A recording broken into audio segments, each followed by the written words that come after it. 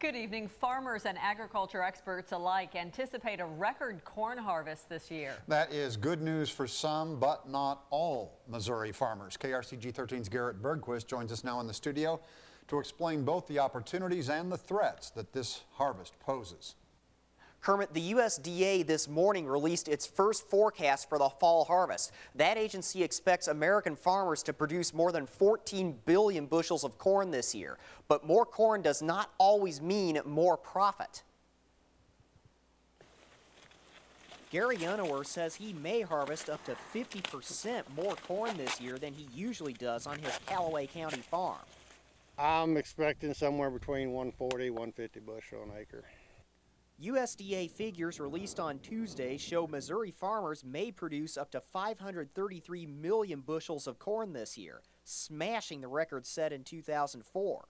Corn farmers nationwide are expected to bring in slightly more than 14 billion bushels. This year's cool, wet weather is behind the bumper crop. Unower says this year's cool weather means individual corn stalks are putting out more corn than usual.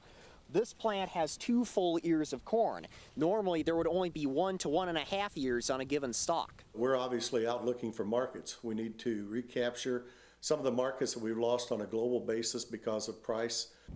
Marshall says unrest in Ukraine has reduced that country's ability to supply corn to Europe, North Africa, and the Middle East. American corn exports to those markets are increasing. But Marshall says corn going to Europe faces a 100% tariff. China is America's #1 corn buyer, but trade problems with that country mean Chinese demand for American corn fluctuates. Some corn may have to sit in silos here at home, and all that extra corn is driving prices down. NASDAQ figures show the price per bushel has fallen by almost $1.50 in the last 3 months. That limits farmers' ability to pay their debts, to service their debts, to go out and buy new equipment or even used equipment. And in some cases, it might affect their ability to go and buy things locally, such as groceries and other things. But Unower is not worried about falling prices. Normally, if you pick 100 bushel and getting $5 a bushel, makes it's about like getting 150 bushel per acre, getting $3 a bushel. Marshall says food prices have not changed since corn prices started to fall and probably will not change anytime soon. If you want to check the USDA's forecast or the latest commodity data, I've posted links to both on our Facebook page.